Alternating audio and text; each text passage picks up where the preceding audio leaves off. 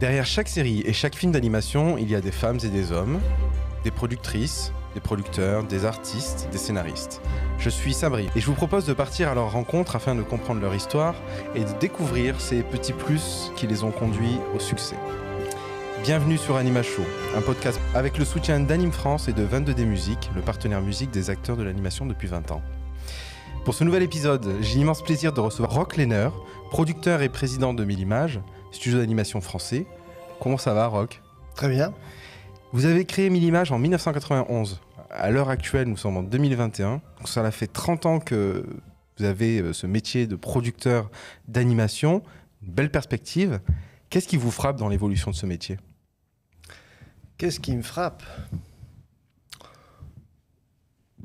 Rien en particulier, mais il y a beaucoup de choses qui ont frappé cette industrie depuis 30 ans. Beaucoup sûr. de techniques qui ont évolué, en fait. À la fois, il y a beaucoup de techniques qui ont évolué, bien sûr, mais il y a aussi beaucoup d'usages.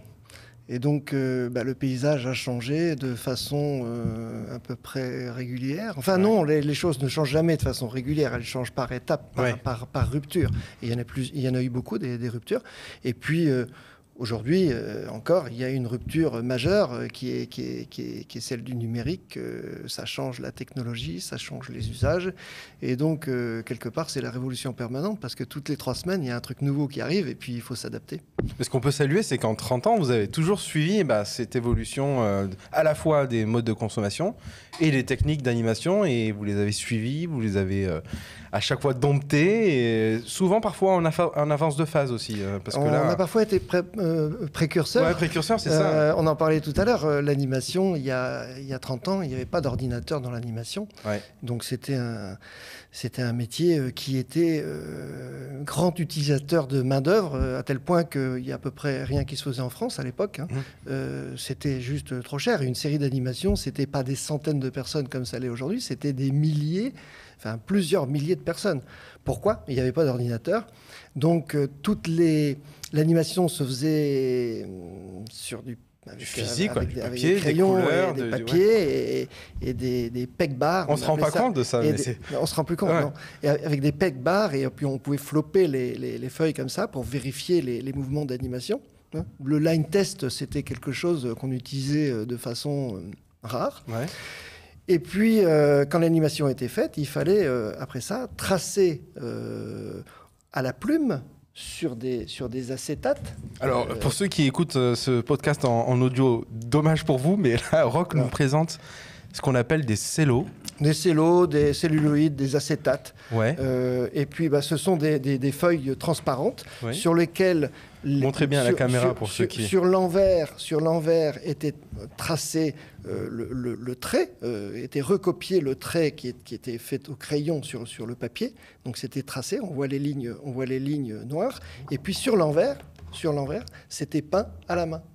Donc peint à la main, ça veut dire que pour chaque couleur, il y a du pinceau, il y a quelqu'un qui le met en couleur. Il faut attendre que ça sèche, puis faire l'autre couleur, attendre que ça sèche. Et lorsque c'est sec, eh bien les cellos étaient superposés par couche d'animation, et puis mis sous la caméra.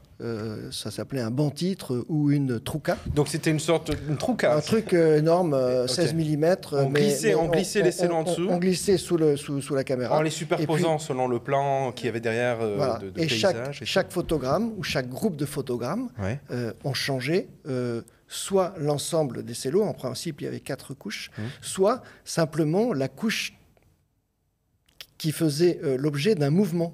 Donc, si on avait un mouvement, par exemple un bras, on pouvait avoir les troncs qui étaient dessinés sur un cello qui, lui, ne bougeait pas, mais seul le cello avec le bras était mis pour changer interchangé. Voilà. Donc, c'était un travail de titan. Je ne me rappelle plus combien de secondes on filmait par jour, mais c'était de l'ordre d'une dizaine de secondes, quoi. Donc faire une série de 26 fois 26 minutes... Ça prenait du temps. Ça prenait du temps, ça prenait surtout beaucoup de monde. Ouais. Donc, à cette époque, l'animation mondiale était faite, peut-être à l'exception des États-Unis, mais où il y avait les grands studios, mais l'animation était principalement faite en Corée, en Chine, déjà à cette époque-là, surtout à cette époque-là. Et par la suite, lorsque les ordinateurs, lorsque ce changement de technologie est intervenu, on a pu rapatrier des tâches en France, puisque en fait, ce qu'on faisait avec quelques milliers de personnes sur la mise en couleur, maintenant on le fait avec quelques dizaines de personnes. D'accord, donc ça a permis de ramener un peu le métier en France et de ne pas l'externaliser. Et d'ailleurs, il faut rappeler que c'est le studio Pixibox, qui est une société française, qui a inventé ce système de mise en couleur par ordinateur. Et le studio que j'avais créé à l'époque, il s'appelait Dakodak. En 1991, du coup un petit peu avant. Oui, en fait, non, moi j'ai commencé la société Dakodak en Roumanie, qui est un studio de prestation de services. J'ai commencé ça en 91.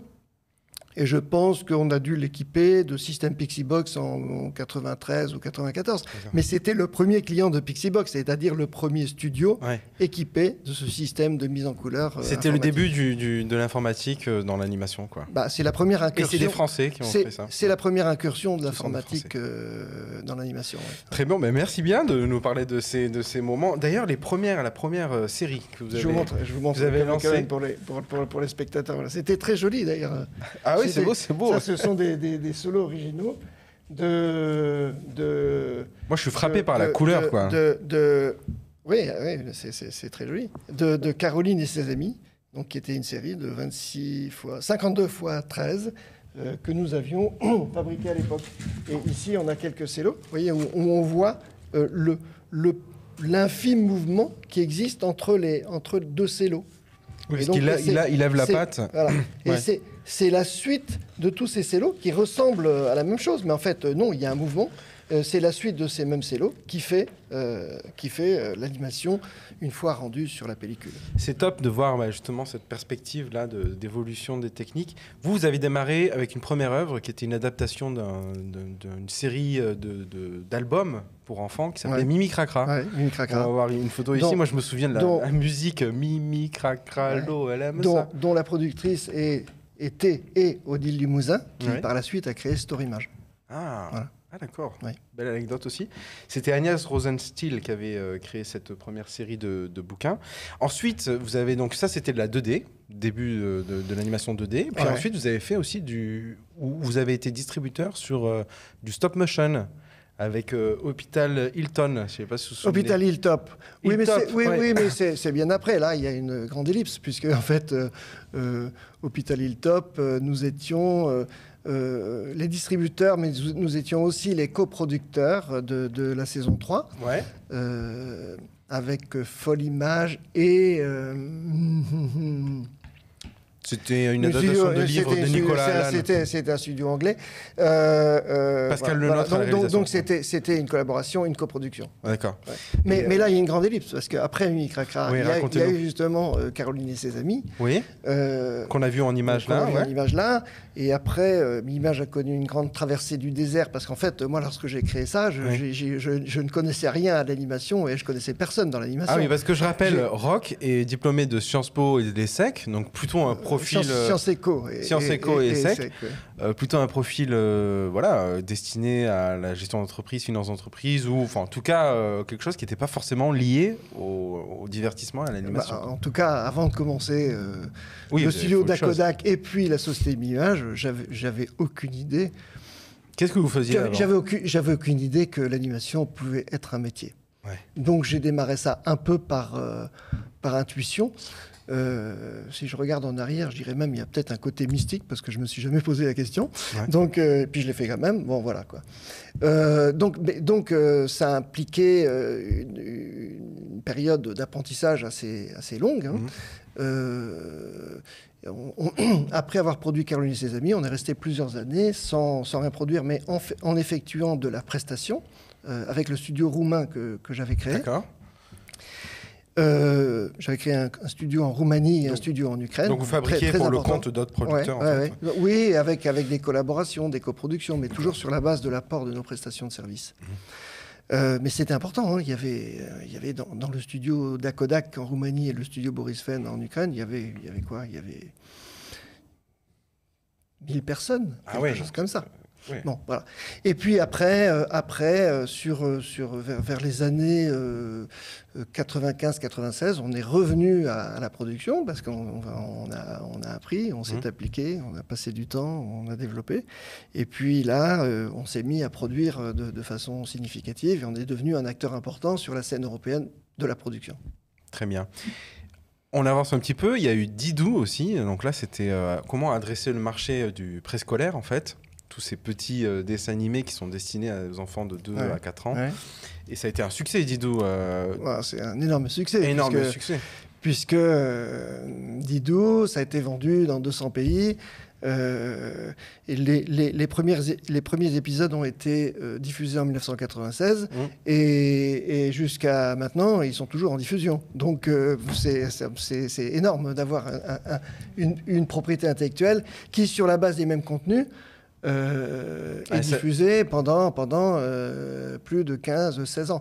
Mais il y a une autre propriété intellectuelle dont on n'a pas parlé, qui est importante parce qu'elle marque une rupture dans le monde de l'animation préscolaire. Ouais. C'est 64 rue du Zoo, 64 Zoo Lane. Oui, je ne l'ai pas mis effectivement, mais... 64 Zoo Lane, c'est une institution dans le monde anglo-saxon. En Angleterre... Vous étiez producteur de cette... Absolument, absolument. On était le producteur unique, d'ailleurs, de cette série. C'est aussi une série qu'on a vendue dans 200 pays. Et c'est resté une institution dans le monde anglo-saxon, à tel point que vous pouvez demander à un agent de police à Londres ou à un serveur ou une serveuse dans un bar, 64 Zoo Lane, il vous chante le générique. C'est sûr. Ah oui, non, c'est absolument incroyable. D'ailleurs, c'est une propriété qui, à la faveur des développements numériques actuels, qu'on va relancer parce qu'il faut, oui, je veux dire, parce qu'il y a une telle notoriété, voilà. Il y a un public qui est nostalgique de ça. Et ce que je voulais dire, c'est que cette série marque une rupture dans le style de l'animation préscolaire. Pourquoi ? Parce que on a livré cette série en 1998. Okay. La première saison, en 1998. Et donc, ça veut dire qu'on a commencé à la travailler en 1995-1996. Ça prenait du temps. Ouais. Et si vous regardez 64 rue du Zoo, le design on vient d'une adaptation de livres de la littérature enfantine. Et c'est un domaine qui est très riche de graphisme, très riche d'histoire, bien sûr, mais très riche de graphisme. Et ça marque une rupture parce que c'est la première fois que ce type de graphisme est transposé dans une série d'animation. Et auparavant, on peut dire de façon assez sommaire, alors après ça souffre toutes les exceptions, bien sûr. Mais avant ça, on avait beaucoup de styles qui étaient sub-Disney ou sub-Warner, ou des choses très classiques, et tout ressemblait à ça. Et 64 Zoo Lane, c'est vraiment une rupture graphique. Et c'est une étape vraiment importante dans la vie de Mimimage. Pourquoi ? Parce que toujours, Mimimage a cherché le langage graphique adapté au contenu, aux histoires qu'on voulait raconter. C'est-à-dire que la philosophie de cette attitude, c'est de se dire que le design est un langage en lui-même. Si je vous montre une image, je vous montre l'image de Didou. Vous ne connaissez pas Didou, vous n'avez jamais vu Didou, vous n'avez jamais entendu parler de Didou, et racontez-moi ce que fait Didou. Ouais. Et rien qu'avec cette image-là, vous devez cocher un certain nombre de cases. Et c'est ce qu'on a fait. De façon constante, c'est-à-dire qu'on a des gens qui travaillent comme un petit laboratoire. Et il y a des laboratoires qui créent des molécules. Vous créez des IP et nous, on crée des designs. Ouais. Voilà. Et le design doit parler. Voilà. Et dans le préscolaire, il y a également MOOC qu'on va voir en photo. C'est un peu dans cet esprit-là, très enfantin. Oui, sauf que MOOC, c'est une adaptation. Et je dirais que le savoir-faire de Mimimage a consisté à transposer ce design qui est extrêmement beau, esthétique, extrêmement détaillé, quasiment la peinture, foisonnant de détails, et qui existe dans les livres, et c'est ce qu'on a réussi à transposer dans l'animation. Voilà. Et ça, donc, c'est votre savoir-faire, en fait, qui était là. C'est un autre savoir-faire, parce qu'en fait, MOOC, c'est une adaptation, et la qualité de cette adaptation, c'est qu'elle est extrêmement fidèle à l'œuvre graphique. Mais sur d'autres IP, comme Molong, par exemple, puisqu'on en parlait tout à l'heure, il ne s'agit pas de ça, puisqu'en fait, on a tout créé.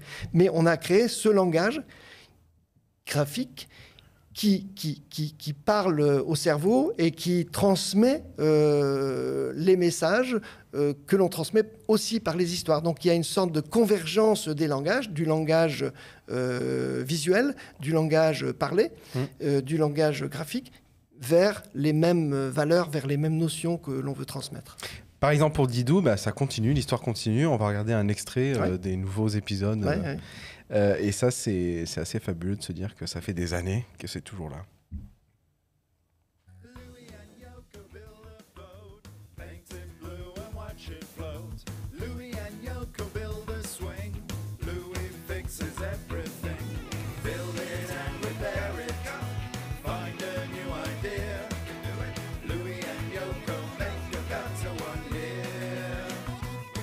Alors, je suis allé chercher par curiosité sur YouTube. Il y a des chaînes par exemple Didou. La chaîne a été créée en 2013. Elle cumule 210 millions de vues. Ouais. C'est quoi l'économie aujourd'hui de la série animée sur la plateforme YouTube ? Est-ce qu'elle est existante ou est-ce qu'elle est juste là pour servir la facilité des parents qui veulent lancer tout de suite sur la Chromecast ? Ça dépend. Okay. Ça dépend pourquoi ? Parce que nous, on a commencé sur YouTube de façon très tôt, puisqu'en fait, on a ouvert nos premières chaînes sur YouTube en 2008. YouTube, ça a été créé en 2007. Ouais. Donc, très très tôt. Il y a deux aspects dans YouTube, mais aussi dans ces plateformes de taille mondiale. C'est que ça peut représenter un outil de propagation de la notoriété d'une IP. Ouais. Donc c'est une façon d'être rendu visible.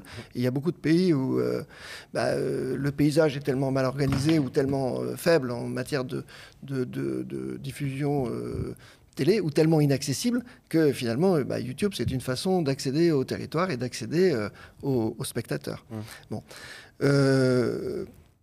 alors donc ça, ça permet de dépasser les frontières. Ça permet de dépasser les frontières, mais bon, en ce qui concerne Image, on dépasse les frontières très largement, rien que, avec nos ventes internationales sur les chaînes de télévision et en toutes circonstances, on donne toujours la priorité à nos diffuseurs traditionnels. C'est avec eux qu'on conçoit nos programmes, c'est avec eux qu'on finance nos programmes et c'est avec eux qu'on exploite nos programmes. Donc ça, c'est la priorité. Mais YouTube est un complément qui peut être très, très, très, très utile. Parce que la télévision, encore une fois, n'est pas la même partout. Et le deuxième versant, du coup, pour d'autres propriétés. Alors, donc, après ça, une fois cette diffusion établie, cette diffusion, elle sert à quoi ? Elle sert à être monétisée. C'est une chose. Il y a une monétisation qui existe sur YouTube, bien que cette monétisation ait beaucoup changé depuis 1 an et quelques, puisqu'en fait, les revenus de YouTube ont été divisés par 4, comme vous le savez, à cause de régulations sur la publicité pour les enfants. Bon, donc ça a changé beaucoup. Ça a été une rupture, une des ruptures dont on a parlé. Celle-là, c'est une rupture de cash. Et puis l'autre aspect, pour certaines IP, mais c'est pas toutes les IP et c'est pas la majorité des IP, pour la notoriété pour certaines IP est utile. Pourquoi ? Parce que le modèle économique, c'est les droits dérivés. Donc, encore une fois, on en parlera, mais Molang, c'est vraiment la stratégie de se dire on doit être partout, on doit être diffusé partout, pas seulement sur YouTube, sur Amazon aussi, et au meilleur cas des cas jeunesse de nos diffuseurs on va y venir à Molang, on va y venir. Je dis ça parce que avant ça, vous êtes passé, et ça c'est étonnant, c'est là où je notais tout à l'heure le fait de sentir, d'avoir du flair, d'être un peu en avance de phase parfois aussi. On rentre dans 98-2000, on est un petit peu dans la culture urbaine, des choses comme ça.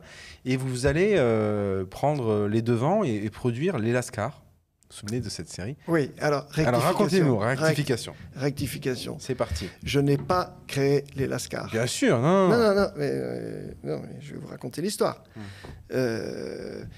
C'est un gars qui s'appelle Noël Kaufman qui a créé Les Lascars, avec une équipe, avec un un groupe d'auteurs authentiques, c'est-à-dire de la banlieue. Et il crée les Lascars avec ce qu'on en connaît. Il crée la première saison des Lascars. C'est 26 fois 1 minute. Et puis, ça fait l'événement parce que c'est extraordinaire. Ça fait rire tout le monde. C'est sur Canal+. Voilà.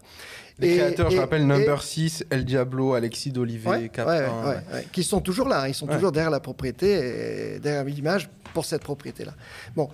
Et donc, Noël Kaufman crée les Lascars. Et tout le monde veut les Lascars parce que tout le monde veut faire une adaptation plus vaste, voilà, etc.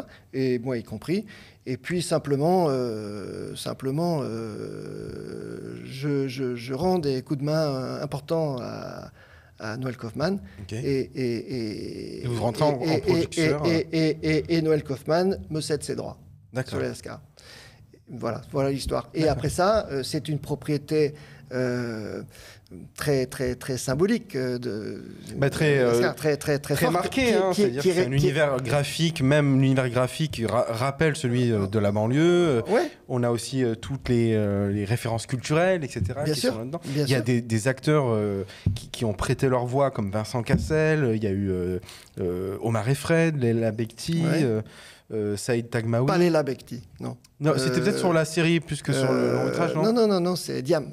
James, tout à fait. James, ouais, c'est ça. Et donc, racontez-nous, du coup. Vous récupérez les droits de la propriété. Je récupère les droits de cette propriété.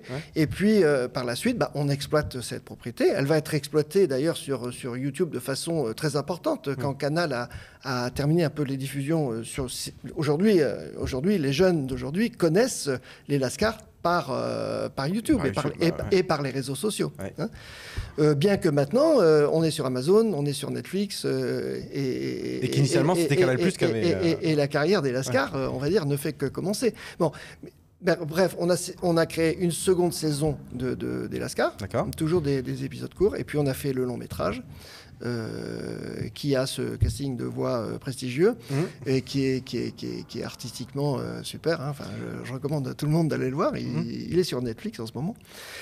Et puis là, on travaille sur une adaptation prochaine en série et en long métrage. Ok, donc on continue avec l'univers des Lascars, leurs personnages iconiques.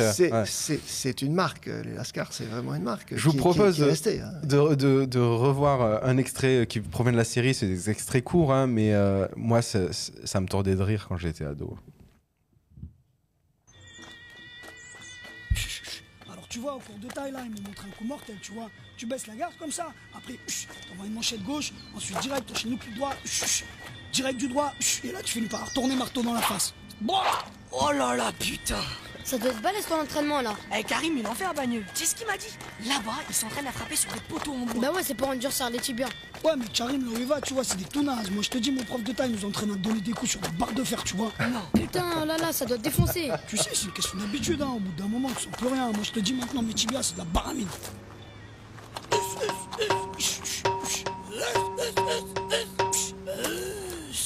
Oh putain, mais lâche l'affaire, quoi. J'aimerais trop pas être le poteau. Voilà quoi. Bon les gars, désolé mais j'ai pas de temps à perdre. Faut que j'aille à l'échauffement, là j'ai un combat la semaine prochaine. Allez, à plus. Salut.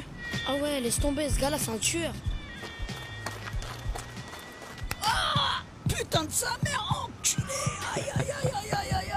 Je m'en lasse pas. C'est rigolo parce que là, on vient de voir, en quelques minutes, on vient de voir Didou, qui s'adresse aux tout petits, et les Lascars qui s'adressent plutôt aux grands. Ouais. Donc c'est un peu tout le panel démographique auquel on s'adresse. C'est en ça que je voulais un peu revoir un petit peu sur ce 30 ans ce que vous avez été capable de produire. Et en fait, on peut se rendre compte que il y a aussi dans le métier de producteur celui d'écouter le marché, quoi. Comment on écoute le marché? Ouais, bah alors là, je suis pas certain qu'on écoute le marché. D'accord. Non. C'est plutôt l'instinct. Non, mais c'est plutôt le goût personnel, c'est plutôt le goût personnel voilà quoi. C'est la diversité de ce qu'on a envie de faire. En l'occurrence, bien que je n'ai pas créé les Lascars, j'en suis très fier. Pourquoi ? Parce que les Lascars ont fait plus pour la diversité et la jeunesse que les discours de dizaines et des dizaines de politiques depuis 20 ans. Donc voilà. Très bien. Bah, écoutez, à mi-image, on aime les Lascars. En tout cas, moi, j'ai pas mal regardé, et donc je suis content de parler avec le producteur de cette série. Aujourd'hui, à la suite de cela, pardon, vous avez aussi créé Corneille et Bernie. Ou c'est une adaptation? Racontez-nous, Corneille et Bernie, c'était quoi? C'était concomitant. D'accord. Et donc Corneille et Bernie, c'est une comédie, c'est une comédie de duo, hein, comme on le voit sur l'image. Donc un chien hyper intelligent, quasiment Einstein, et puis son dog-sitter qui lui est un peu moins intelligent. Ouais, un peu moins, mais très sympa. Très sympa. Et ils ont des aventures tout à fait incroyables dans cet univers. Et alors là, vous voyez, l'univers, tout le design a été développé en pop art. Oui, c'était ça, l'univers pop art. C'est le pop art, voilà. Et bon, ça reste une série très caractéristique. Et puis, c'était bien exporté, ça aussi, à l'étranger, New York. Ça a été vendu dans beaucoup de pays. Peu en Asie, mais tout le reste du monde, oui, bien sûr. Ouais, beaucoup. Et on a fait 2 saisons, donc 2 saisons de 52 épisodes. Et puis c'est rigolo parce que ça a marqué une tranche d'âge de la jeunesse française. Et il ne se passe pas de mois sans qu'on rencontre un tel ou un tel qui dit « Ah, les Lascars Corneille et Bernie » et qui se met à chanter le générique. Il y avait d'autres chansons d'ailleurs. Et le générique est très difficile à chanter parce qu'il est jazzy et c'est pas facile, mais c'est juste incroyable. Et il y avait aussi d'autres morceaux. On va regarder un extrait là où c'est Bernie qui se prend pour la grande star. Mais on reste un peu dans cette culture-là des années 2000-2005.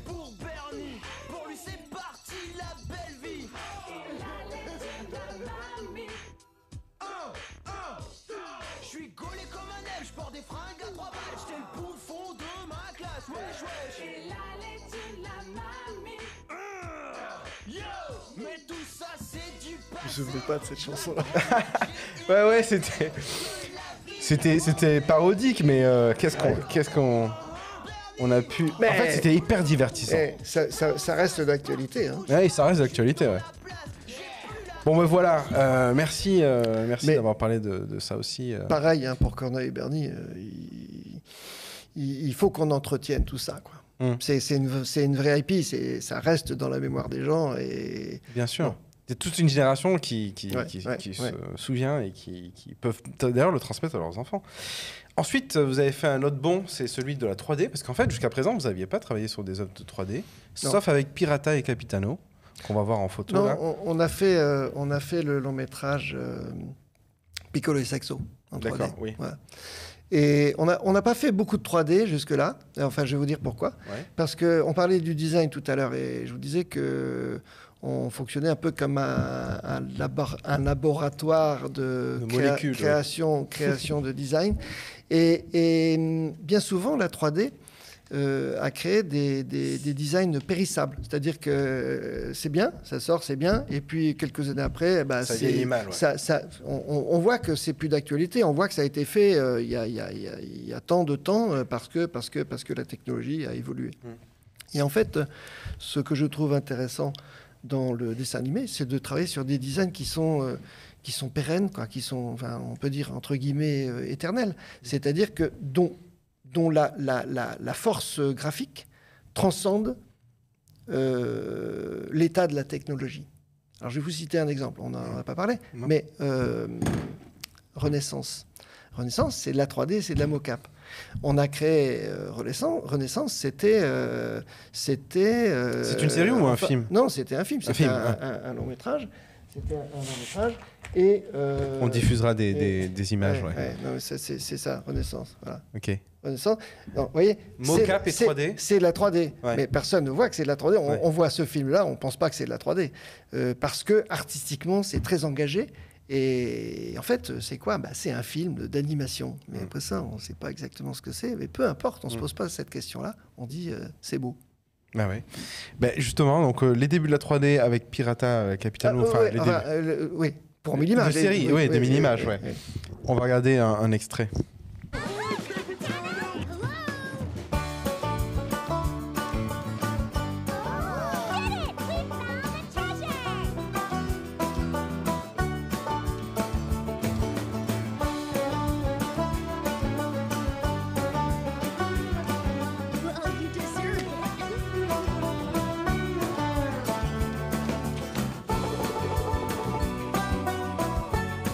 Ouais, c'est beau, c'est très coloré, la 3D est bien réalisée. Ça va être sympa à regarder, je pense. Ça s'adapte bien, quoi. On se pose pas la question. Ouais. Enfin, c'est comme ça, quoi. Voilà. Et puis ça restera comme ça. Ouais. Alors, moi, j'adore ce design de Pirata Capitano, et je le dis d'autant plus volontiers que, pour le coup, nous ne l'avons pas créé. C'était une collaboration avec une équipe espagnole qui sont les créateurs de Pocoyo, d'ailleurs. Okay. Et je trouvais ce design très, très parlant, enfin ravissant et très parlant. Et donc, on a engagé cette coopération. Ça sera diffusé chez qui Alors, c'est diffusé sur France Télévisions. D'accord. Et puis un certain nombre de pays. On est toujours, c'est encore une propriété récente et on est toujours en train de construire cette notoriété, et les ventes continuent. Il y a une propriété récente qui fait un carton qui s'appelle Molang. Ah bon? Ouais, vous connaissez pas? Je vais vous en parler. On lit dans la presse, en tout cas. Molang, c'est ce petit lapin tout blanc, esprit kawaii, qui... c'est gentil. Ouais. Ah, mais regardez, Rock qui m'a ramené une petite peluche. C'est pas une peluche, c'est un personnage vivant, ça. C'est... Racontez-nous alors, Molang. Molang, je tiens à préciser, c'est... Alors, je vais peut-être pas faire une bonne prononciation, mais c'est Hae-ji Yoon. Hae-ji Yoon. Hae-ji Yoon, qui était une jeune femme sud-coréenne, graphiste, qui a développé un emoticon, en fait, dans la culture kawaii. C'est assez commun là-bas. Elle a fait ça quand elle avait 17 ans. 17 ans. Ouais. Et elle a développé, elle a proposé sur les réseaux sociaux. Puis petit à petit, elle en a fait des stickers, etc. Oui, des stickers digitaux. Ouais. Et c'est de là que provient ce premier design, en fait, de ce lapin un peu dodu qui appelle à la sympathie. Ouais. Et alors, racontez-nous quelle a été cette rencontre. Je crois que c'était à Annecy, hein. Alors, c'était Annecy. En fait, Hae-ji, voilà. Donc, elle avait 17 ans à l'époque et elle a fait ses petits croquis. Et c'était au début des emoticons et au début des plateformes de messagerie du type WhatsApp ici, mais là-bas, ça s'appelle KakaoTalk et WeChat pour la Chine. Donc, c'était tout au début de ça. Donc, elle a fait son petit dessin, puis c'était sympa. Ils ont dit, oui, bon, d'accord, on va le mettre en emoticon. Voilà. Il y avait des sortes de places de marché pour emoticon dans ces apps, quoi. Oui, mais enfin, c'était au tout début, quoi. Donc, c'est rentré là assez facilement. Et puis, assez vite, elle a eu envie de faire un dessin animé, mais il n'y avait rien, c'était un exercice de design, quoi. C'était juste c'était un dessin kawaii. Puis elle-même n'était pas animatrice, elle ne savait pas quoi. Ah non, pas du tout. Ouais. Et en fait, on l'a rencontrée par l'intermédiaire d'agents à Annecy. Et puis en fait, Marie-Caroline Villain a flashé sur ce Donc c'est la réalisatrice de Molang aujourd'hui. C'est plus que la réalisatrice, puisque c'est elle qui a... Enfin, c'est elle qui a... Encore une fois, c'était un exercice de design. Il y avait un dessin. Et c'est elle qui a rassemblé le Molang et le Piu-Piu qu'on voit là-bas, et créé cette histoire d'amitié ou de bonheur par l'amitié et l'empathie. Et ces trois valeurs, le bonheur par l'amitié et l'empathie, c'est le fil directeur de toute cette propriété intellectuelle. Que ce soit dans les emojis, que ce soit dans les épisodes les épisodes pour la télévision, que ce soit dans tous les contenus qu'on crée pour les plateformes et les réseaux sociaux. Donc elle a été diffusée la première fois en France le 2 novembre 2015 sur Canal+ Family et P8+, et sur TF1. Et là, on en est déjà à la 6e saison, c'est ça 5-6 qui sont... En fait, on a fabriqué 4 saisons de 52 fois... c'était les 3 minutes au début, c'est devenu des 5 minutes. Enfin, 3 fois 52, 4 fois 52, pardon. Et puis là, on est en train de fabriquer la 5 et la 6 qui comportent 104 épisodes de 5 minutes. Donc c'est incroyable, hein. Enfin, en l'espace de 5 ans, c'est du jamais vu chez vous, en fait. C'est du jamais vu chez nous et c'est du pas souvent vu chez les autres aussi. Parce que d'ailleurs, c'est la série la plus exportée française. On a gagné le prix de l'exportation. Donc, c'est dans 200 pays. Alors, petite polémique. Est-ce qu'il y a 199 pays ou 203? Je ne sais pas. Mais bon, ok, on parle en termes de territoire. Mais en gros, dans tous les pays du monde, on peut voir Molang. Et alors, il y a un côté particulier sur Molang, c'est que, en fait, comme vous le voyez, le programme est conçu pour une diffusion sur les cases préscolaires des chaînes. Et ce sont les chaînes principales de chaque pays qui ont acquis Molang.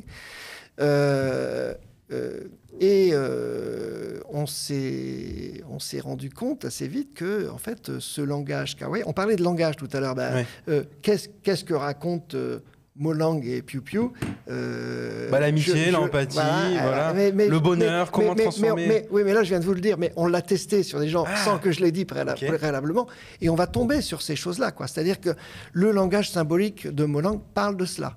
Voilà.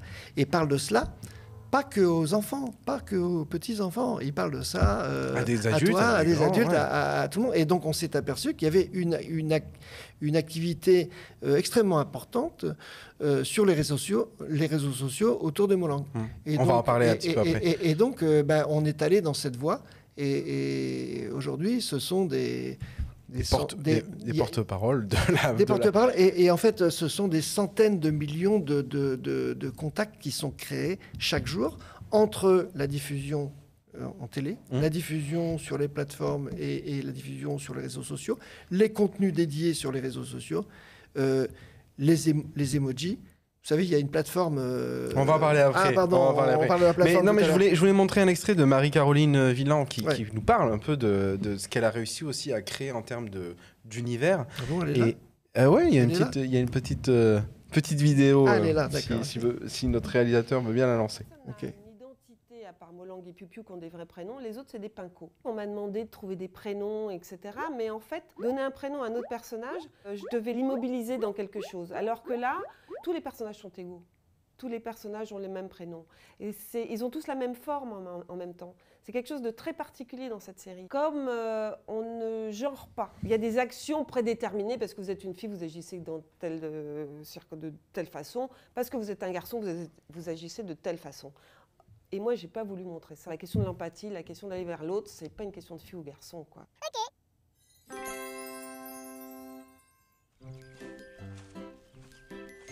C'est ultra coloré, hein. Et toutes les formes, vous sont... Vous faites une couleur à plat verte. Et nous, on a pris le parti de mettre de la paterne. Alors, de la paterne, c'est des petits bouts de gazon que l'on aperçoit, ou alors c'est des points. On a des collines roses avec des points blancs. On a des collines jaunes avec des petites rayures blanches. On a quelque chose de très identifiant. En fait, l'idée, c'est que vous voyez un décor, vous savez que c'est du Molang. C'est très intéressant ce qu'elle dit, c'est qu'en fait, c'est vrai que c'est pas genré, et c'est ce qui amène le côté universel de cette œuvre, quoi. Entre autres, ouais. Et puis il y a aussi quelque chose d'universel, c'est le molanguais. Oui, mais le côté universel, c'est se dire que c'est quoi le genre humain? C'est quoi la quête de notre vie? Le bonheur, c'est le bonheur. Si ce n'est le bonheur. Et ça, c'est peut-être la valeur la plus partagée entre les petits et les grands. Du jour de notre naissance à notre dernière heure, on va rechercher le bonheur. Et ça, indépendamment de ce que l'on soit né quelque part. Non, c'est très juste. Et je pense que c'est une des raisons de ce succès. Autre raison de ce succès, c'est, comme vous l'avez mentionné, le fait que Molang, comme c'est un émoticône aussi, il vit bien en fait sur les réseaux sociaux, sur le digital, sur les plateformes, sur les échanges entre les personnes. Et on va voir par exemple sur le site Giphy qui a été racheté par Facebook, je le rappelle. C'est un site où il y a des GIFs en fait. Hein. C'est une banque d'images. Une banque d'images. Ouais. Mais sauf que Molang là-bas, il y vit très bien puisque c'est quasiment 10 milliards. C'est une star. C'est une star là-bas. Non, on est à plus de 13 milliards maintenant. D'accord. Alors, on en a peut-être parlé il y a quelques semaines. On était à 10 milliards. Maintenant, on est à 13 milliards. Donc ça ne cesse de monter. C'est genre 60 millions de personnes qui utilisent les gifs Molang chaque jour. Utilisent 60 millions. Ok, c'est énorme. C'est incroyable. Et alors, on peut se dire justement, ça ce sont des gros chiffres finalement. Ouais. Est-ce que Giphy, c'est une ligne de revenus pour l'œuvre Molang aujourd'hui, pour l'IP Molang? Malheureusement, non. Non. Non. Donc c'est vraiment... On rentre dans un nouveau métier, là. En tout cas, si ça l'est, c'est très très indirect parce qu'en fait, c'est un outil de l'expansion de la notoriété évident. Et le modèle économique de Molang, de toute façon, et on l'affirme, c'est vers les droits dérivés. D'accord. Parce que c'est quasiment... en fait, il a fallu presque 30 ans, j'ai envie de dire, pour trouver une pépite comme Molang. Parce que là, on est dans les débuts de Molang. Je veux dire, ça fait à peine 5 ans qu'elle existe. Ouais. On est déjà sur une reconnaissance internationale. Ça devient une marque en elle-même. On est déjà sur de la comparaison avec Hello Kitty qui a 50 ans. Exactement. Hello Kitty, je rappelle, ça avait été créé par Sanrio, qui est la société dont le slogan c'était Small Gift, Big Smile, je me souviens.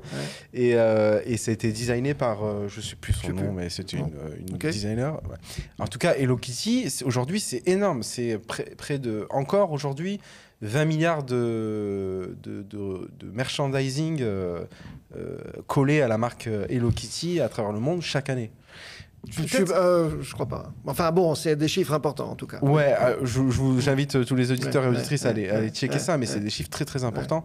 Et en fait, on pourrait dire que potentiellement Molang est le petit frère de Hello Kitty. Ça reste une possibilité. Tout à fait. Alors qu'est-ce que vous faites à ce jour. Qu'est-ce que vous faites pour essayer de faire de ce potentiel rêve une réalité? Alors, on fait beaucoup de choses. Déjà, tout ce qu'on fait est convergent avec ce dont on a parlé tout à l'heure, qui est l'ADN de Molang. Encore une fois, le bonheur. Et on ne va pas se fourvoyer dans d'autres directions. Et puis, on fait notre métier de producteur d'animation. On crée des nouveaux contenus, mais en même temps, on a une équipe dans Millimage. Millimage est très orientée autour de cette propriété intellectuelle Molang. Donc, on a une équipe importante en matière de nouveaux médias où on crée des contenus dédiés pour chaque type de plateforme. On a des contenus qui vont sur Instagram, on a des contenus qui vont sur Facebook, on a sur YouTube, sur TikTok. Voilà. Donc, à chaque fois, ce sont des choses dédiées. On a évidemment la plateforme Jiffy qu'on entretient et qu'on alimente en design de nouveau. C'est des designs qui sont extraits de la série. Vous les recréez tel quel. Pas nécessairement. Et pareil, les contenus qu'on crée pour les autres plateformes, quelquefois on réutilise des contenus existants, on les segmente, mais très souvent on les crée. De façon spécifique.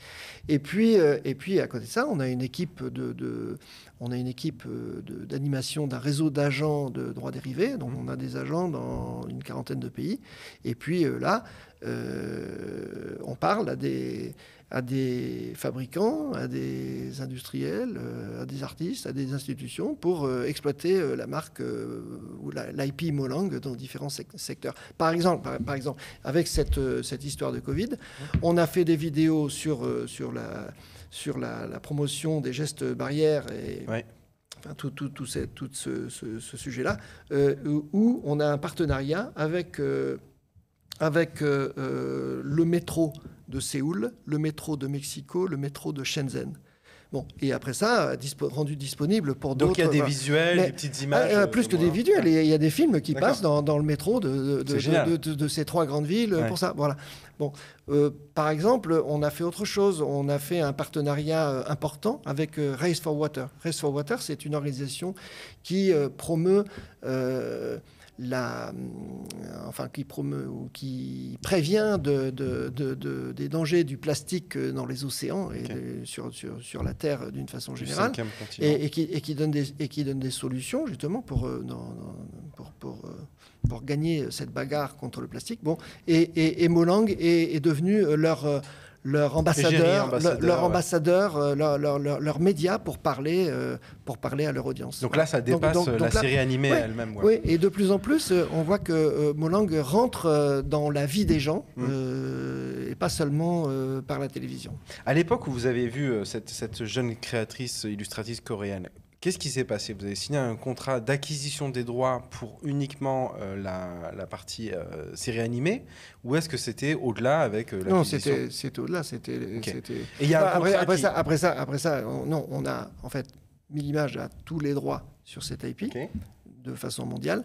Et après ça, en tant qu'auteur, Elle a une rémunération. Elle a une rémunération d'auteur, une rémunération proportionnelle, significative aussi. Donc voilà. Ça, c'est du côté origine de l'IP, mais Ouais. côté exploitation aujourd'hui, donc le licensing, vous commencez à entrer là-dedans. Oui. On va voir des images. on Vous a avez fait- même cité, oui. lancé un site Molang. Molang.com. Molang.com, hein. Oui. Kind of people are my kind of people. Oui. Donc là, c'est du e-commerce. On rentre encore dans une autre dimension où en fait, on va vendre en direct Alors, du merchandising que vous avez réussi à. Ouais. La vocation de Molang.com, c'est d'être la plateforme de tous les gens qui aiment Molang. Ok. Donc, c'est une plateforme qui est en construction. Là, on a mis la boutique avec un certain nombre de produits. Bon, c'est quelque chose qui est en train d'évoluer. Mais ça n'est pas qu'une boutique. C'est aussi...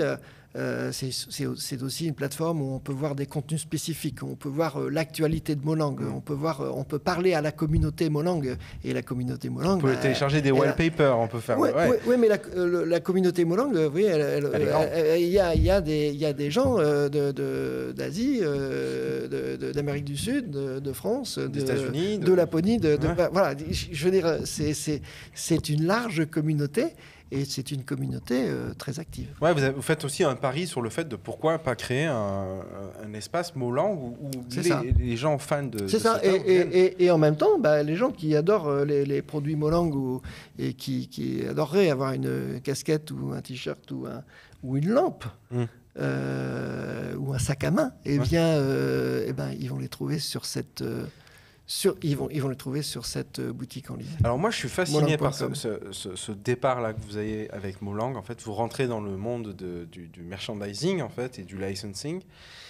Les relations entre vous, producteurs, et ce que vous appelez tout à l'heure les copywriters, licenseurs, c'est des agents sur chaque pays. Des agents, oui. C'est ça, Ouais. qui ont pour relation, d'un côté, tous les industriels qui fabriquent du jouet, qui fabriquent du vêtement, etc.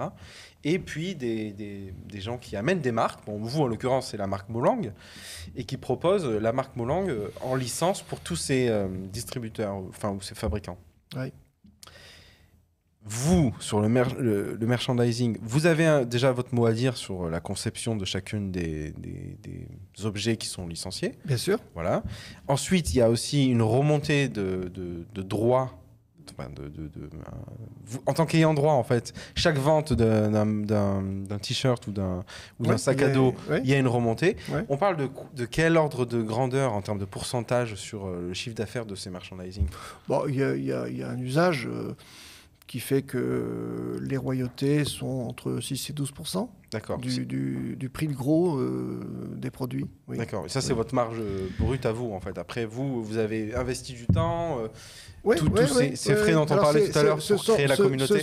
Ce sont à chaque fois des tout petits ruisseaux. Ouais. Mais en même temps, la particularité de notre métier de créateur de séries de dessins animés, mais en fait de propriété intellectuelle, c'est que on parle au monde entier. Potentiellement, on parle au monde entier. Donc, si on arrive à adresser le monde entier, et si on arrive à adresser la consommation ou les consommateurs de chaque pays, eh bien, ça fait des choses qui sont énormissimes, hein, on le sait. Alors bon, par contre, vous disiez 30 ans, c'est long. Oui, c'est long, 30 ans, c'est sûr. Bon, mais on n'a pas vécu qu'à la recherche de ça. On a pris du plaisir dans tout ce qu'on a fait. Bien sûr. Mais en même temps, le succès dans les droits dérivés, c'est quelque chose de rarissime. Oui, tout à fait. Il y a, admettons, qui est... J'ai reçu Olivier Dumont de Frogbox, mais aussi Entertainment One. Il y a l'IP Peppa Pig qui est extraordinaire. Qui est la star actuelle. Bien évidemment. Donc, c'est rare, c'est suffisamment rare pour être noté. Et c'est vrai que Molang, il y a un potentiel. Et je vous le souhaite, en fait. On y croit, on touche du bois. Que c'est cet retentissement à travers le monde, à la fois d'un point de vue commercial, mais aussi pop culture, finalement. Ouais, bien sûr. Et c'est pour ça que je me posais aussi cette question. Comment vous allez structurer Minimage aujourd'hui?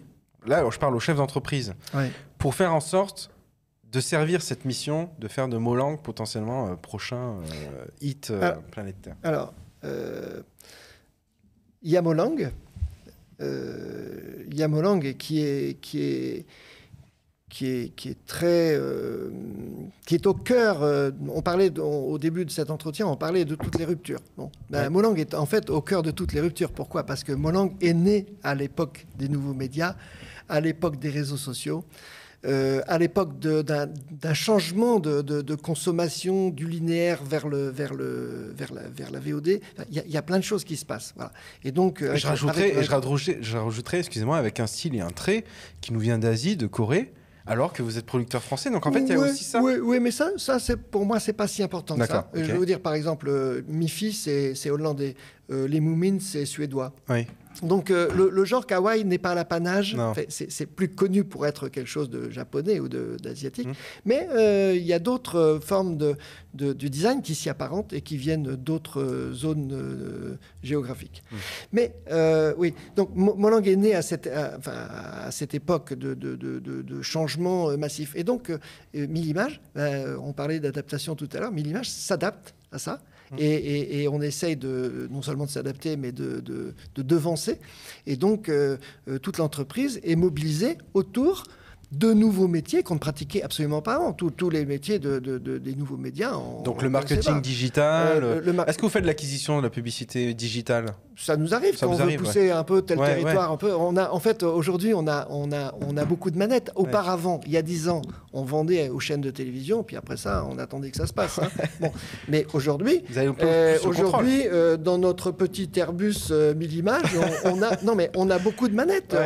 Effectivement, on a les Facebook Ads, on a les vous avez les statistiques d'audience, on a les statistiques. On peut répondre à la communauté aussi. On peut tout quantifier, on peut parler directement à la communauté communauté peut nous parler. Donc tout ça a changé, quoi. Et en fait, c'est un métier passionnant d'ailleurs, parce que tout a changé, quoi. À la fois, on fait ce qu'on faisait avant, mais encore une fois, on a beaucoup de leviers d'action et on les utilise. Est-ce que vous pensez que dans cette révolution-là qui est en train de se passer, justement, que demain, il y ait potentiellement des œuvres qui existent uniquement sur les réseaux sociaux, qui ne passent pas en chaîne de télévision ni en plateforme SVOD, et qui pourraient aussi devenir potentiellement des succès aussi importants que Molang et d'autres. Bien sûr. Parce que là, ça vous a entrouvert, en fait. Il y a des propriétés intellectuelles qui sont significatives et qui n'ont jamais existé en télévision. Donc, effectivement, chacun de ces médias est susceptible de créer, de générer des propriétés intellectuelles nouvelles, qui feront un jour peut-être l'objet d'une adaptation en télévision. Et alors après ça, vous me demandiez comment Millimage s'adapte à tous ces changements. Et c'est vrai que Millimage, on a toujours une activité de recherche et développement, une activité importante, puisqu'on crée des propriétés nouvelles et on est orienté vers la création de nouveaux contenus, avec des designs nouveaux, avec des inputs artistiques nouveaux, mais aussi des technologies nouvelles. Hein, c'est quand même important. Enfin, je vous rappelle qu'au départ... Vous lancez de la mocap, non on a un outil de mocap et on développe des savoir-faire, des applications. Motion capture, excusez-moi pour particulières.